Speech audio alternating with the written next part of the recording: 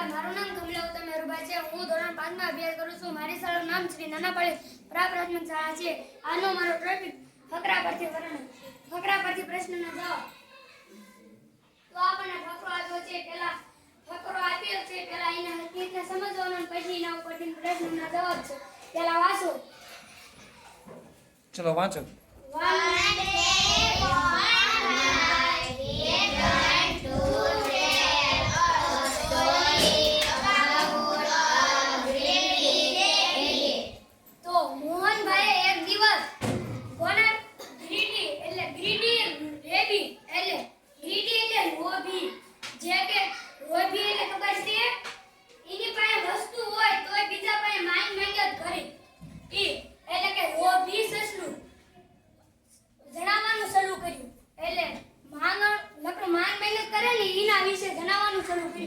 He said to the children, once there was a rabbit named Raju who always Always.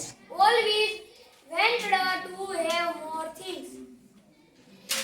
તેને બાળકોને કહ્યું કે એકવાર રેબિટ નામનો રાજુ, રેબિટનું નામ શું હતું? રાજુ.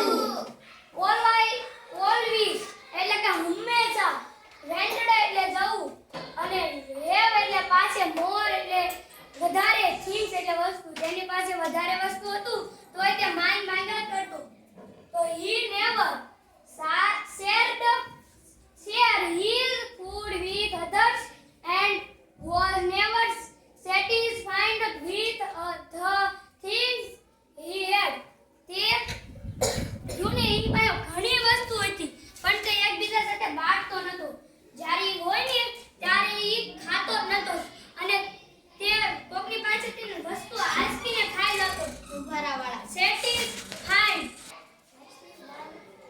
તેરો ને એને કોઈ વસ્તુ આપે ને તો એ મહેનત કરો, હજી આપો અને ઈ લે ને અને તો એને સંતુષ્ટ નતો અને કોઈ બીજા સાથે, અન્ય લોકો સાથે એ બાંટતો નતો.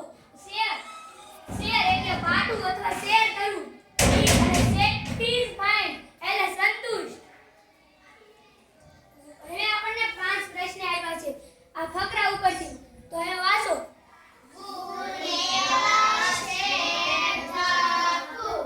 કોણ હતું જે બીજા સાથે બાંટતું નતું? એક પોતાનો ખોરાક બીજા સાથે વેચતો નતો. તો કે રેબિટ. અને તોય એમ નહીં તો શેર ધ ફૂડ અને નેવર. આટલું ક્યાં વચ્ચે આવે છે ઈ આપણે ગોતો. તો કે નેવર આવી ગયું, ફૂડ આવી ગયું, હે ધ ને ઈ આવી ગયું. એટલે આ મતનો આપણે કહીએ કે he never share his food with others and was never satisfied with the things he had.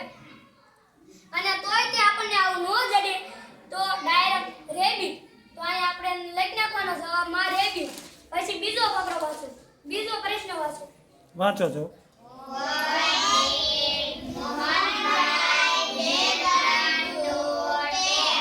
એટલે કે આ વાક્ય એમ કહેવા માંગે છે કે મોહનભાઈએ કોને વિશે શરૂ કર્યું જણાવવાનું. એટલે ટેલ એટલે જણાવવું અથવા કહેવું, બેગન એટલે શરૂ કર્યું. તો કે I Mohanbhai began to tell a story about a greedy rabbit. એ આનો જવાબ. હવે ત્રીજું વાંચો.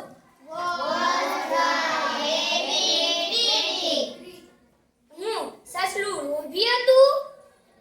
ઈ પૂછ્યું છે આપણને કે સસલું લોભી હતું ભાઈ. તો કે યસ કે નો આવતો હોય તો પહેલા આયા યસ આવતો હોય તો યસ કરી અલ્પ વિરામ કરવાનું જ. તો યસ જવાબ આપણો આવે છે યસ. એટલે યસ કરી યસ રેબિટ વોઝ ગ્રીડી. હવે ચોથું વાંચો.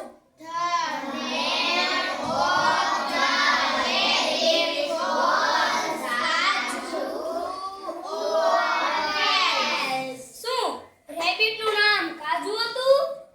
તો કે ના. એટલે કે ટ્રુ, સાચું હોય તો ટ્રુ આવશે અને ખોટું હોય તો ફેલ્સ આવશે. તો આપણને તો અહીંયા રેબિટનું નામ રાજુ બતાવ્યું છે અને અહીંયા કાજુ છે એટલે આપણે ફેલ્સ જવાબ આવશે. રાઈટ એન્ડ ઓપોઝિટ વર્ડ આમને ફોર વાંચવા દો બેન. ચલો વાંચો. વાંચો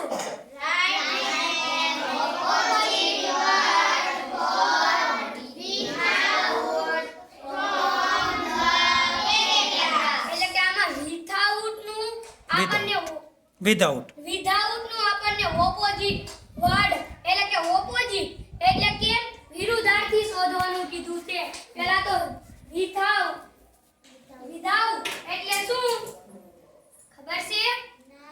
વગર. તો આનું વિરુદ્ધાર્થી with થશે.